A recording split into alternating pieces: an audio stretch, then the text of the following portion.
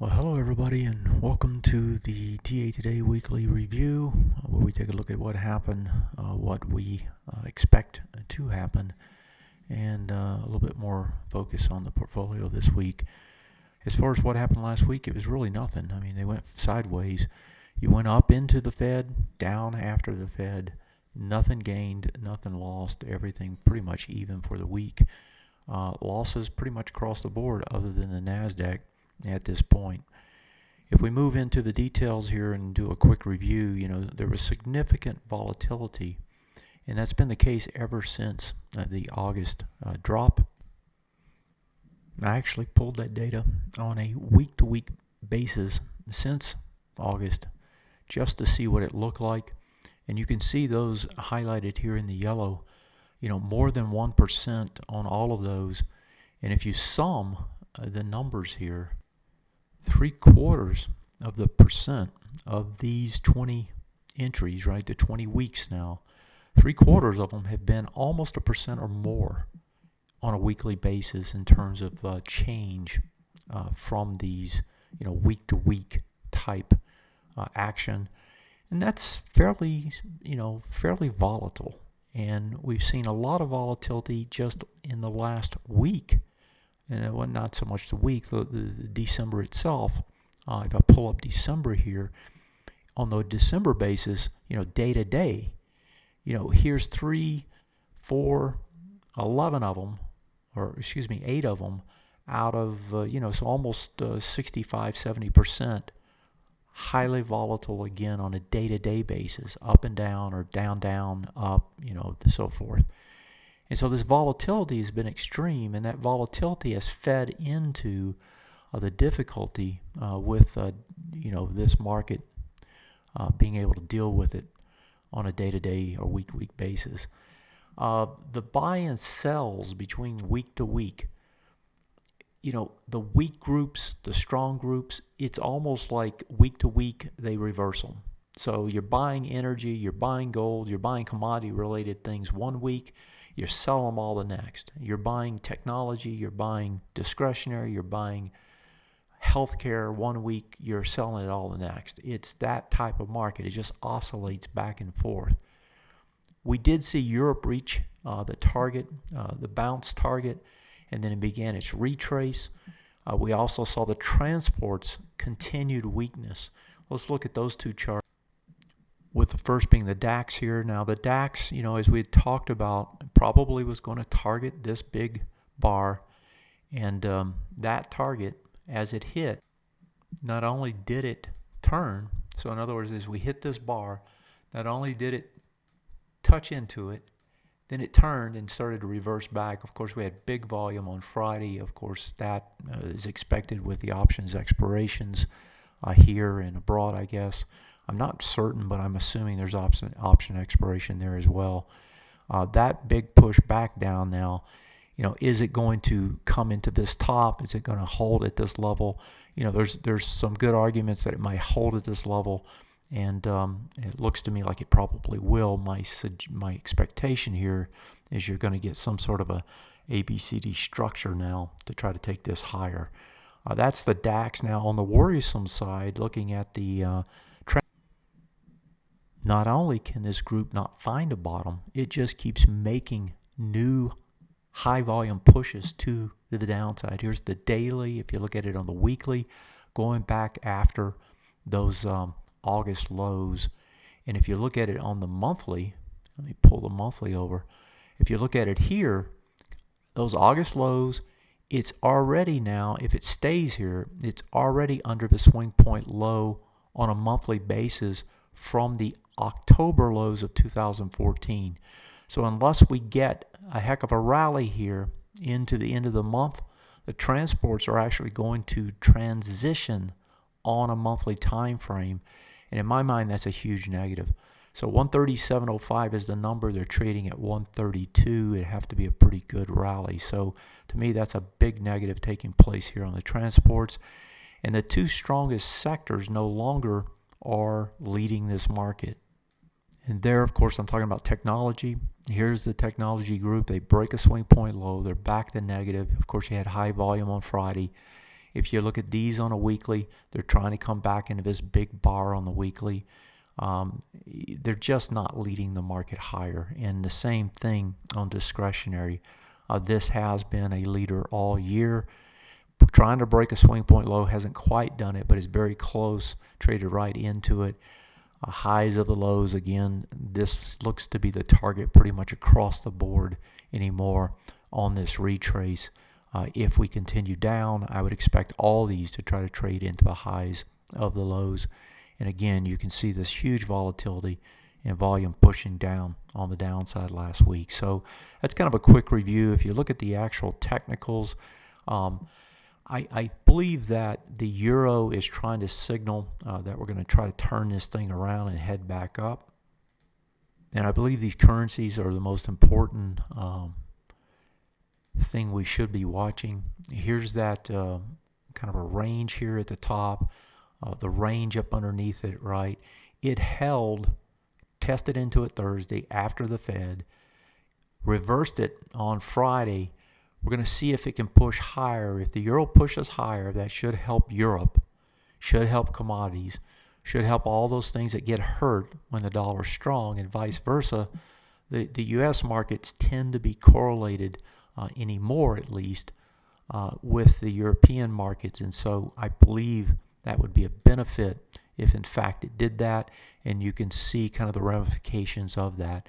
The other thing we saw last week is we didn't see the junk bonds get hijacked down farther anymore. Here's the high yield bonds. They kind of stabilized last week, did an undercut on the HYG and stabilized. They did have more volume here on a weekly, so you're leaving high volume lows, which again is another sign that somewhere down the road we potentially are going to have more problems.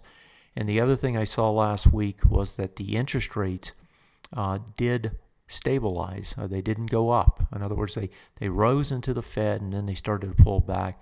And I believe really what's happening there is the Fed has indicated that they're not going to discontinue the rolling over of all that debt that they've bought.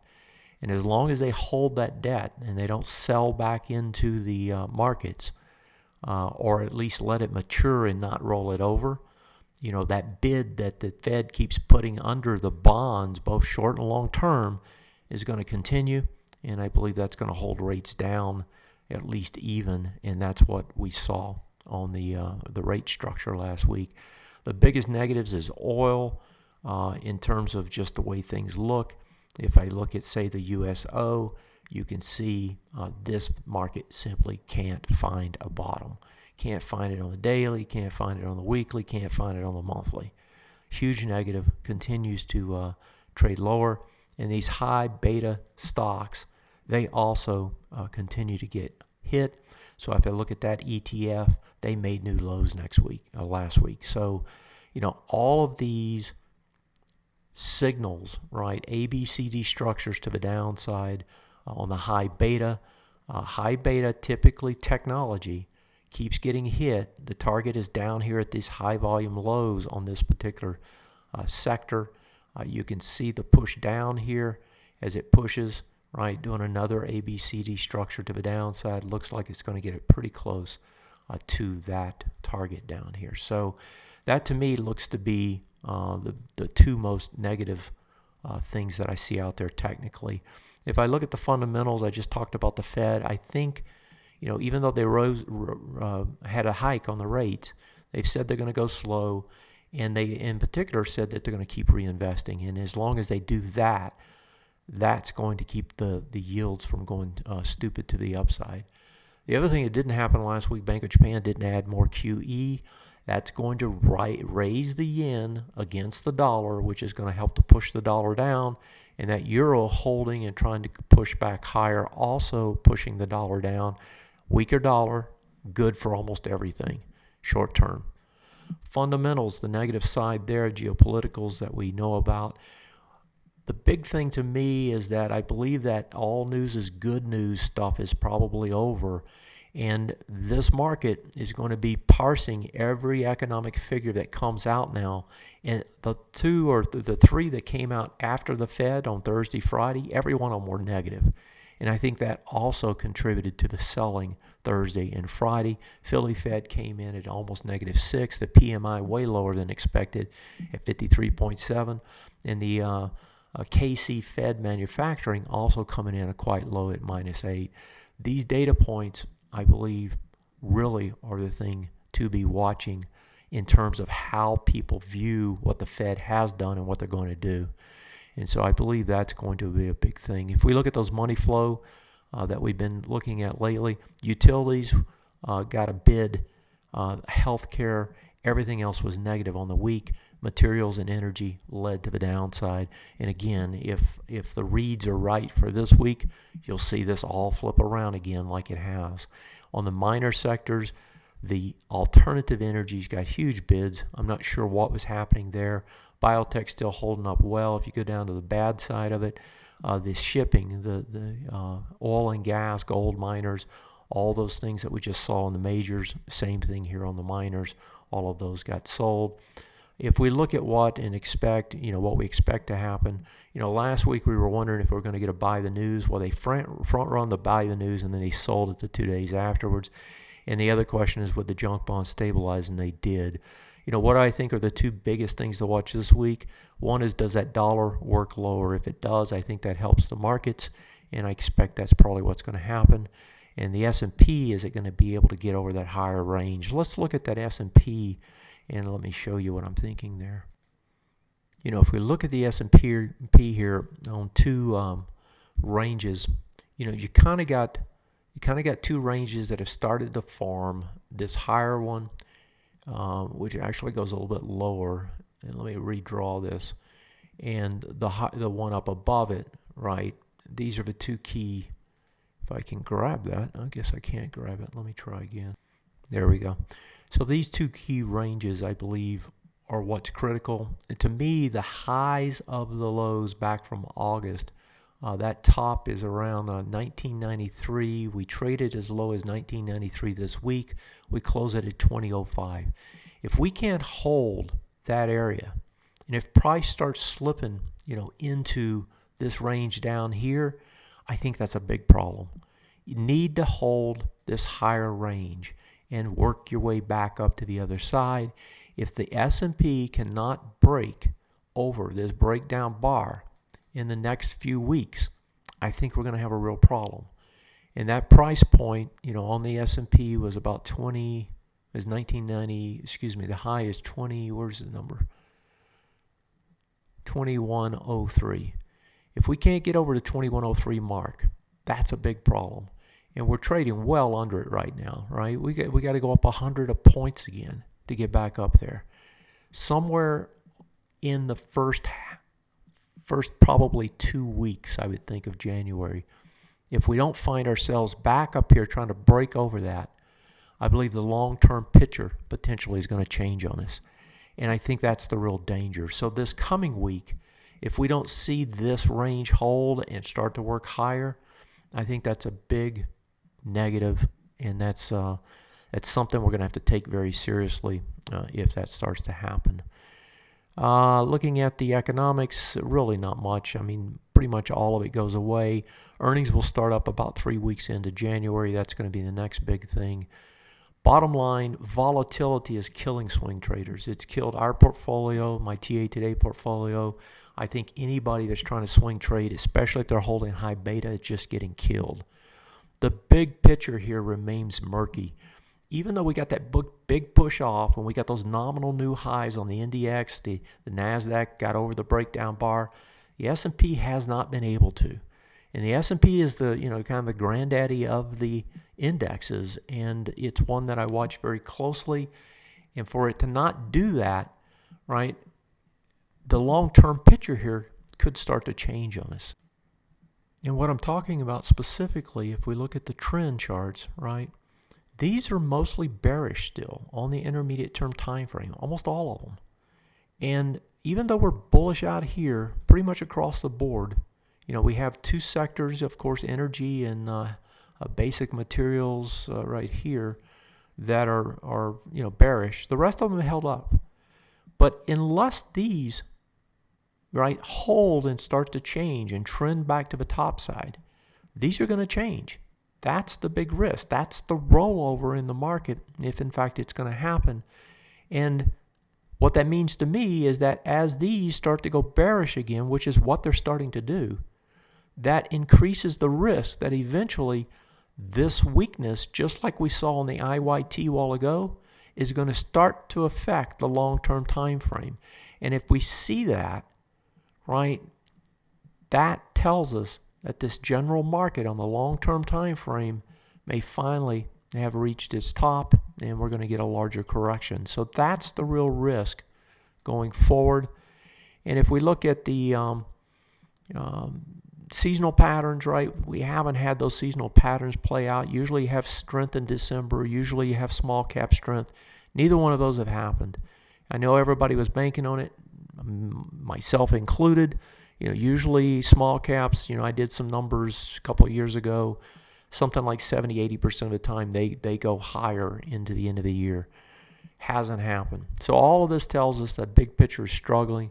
And as I just said, if we don't get some strength coming in here over the next 2, 3, maybe 4 weeks, I think we're going to have a real problem. Intermediate term still bearish on most cases, and that renewed strength to me on bottom line is the main thing that we should be looking at. Portfolio-wise last week, like I just said, getting crushed here if you're in high beta and you're swing trading. This is the worst monthly drawdown I've had since the inception of the TA Today portfolio. The month's not over. It still could recover, still could get worse, actually. But I haven't had this kind of drawdowns in 1 month since I started this almost 3 years ago. And, that to me is an indication of just how tough this market is now from a swing trading perspective.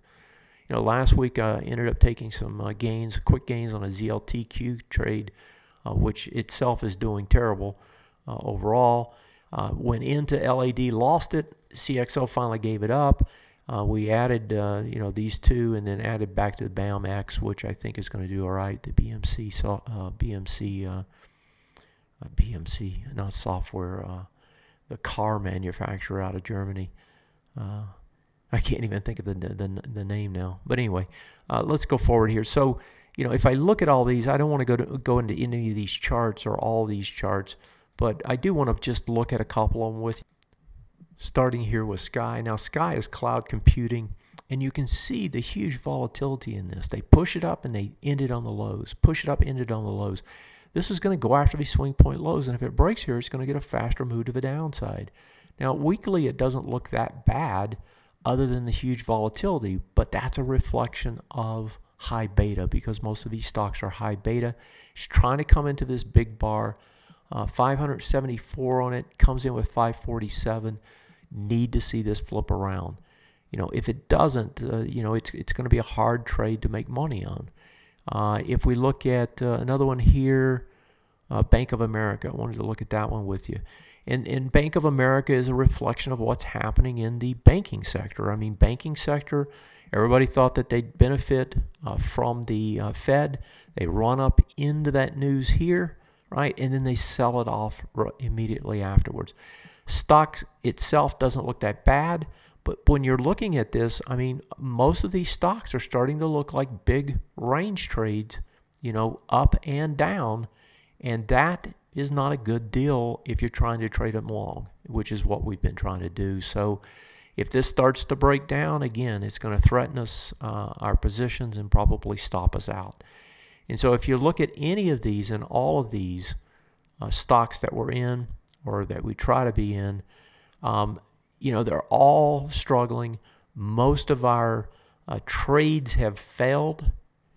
Most of the long-term core positions have gotten hit, even though we're still in some of them and some of them still looking okay. A lot of them are struggling and having a hard time. So it's just a reflection of these markets, how difficult they are, and the fact that we may actually be seeing finally some sort of a bigger rollover on the longer term time frame. And if that's true, that says we're much more like 2007. this big long run, slowly trying to roll back over down the other side. So, our concern is to protect against this. We're getting to a price point where we need to hold. And if we don't see some improvement over the next few weeks, I think we have to get extremely careful about anything we try to buy and hold. Okay, well, that's it for this week. Tough month, tough year, and we'll see how we ended up here. It's going to be really slow, right? It's Christmas week, New Year's week, extremely slow. Typically a positive bias, but typical hasn't worked out so far this December. Take care.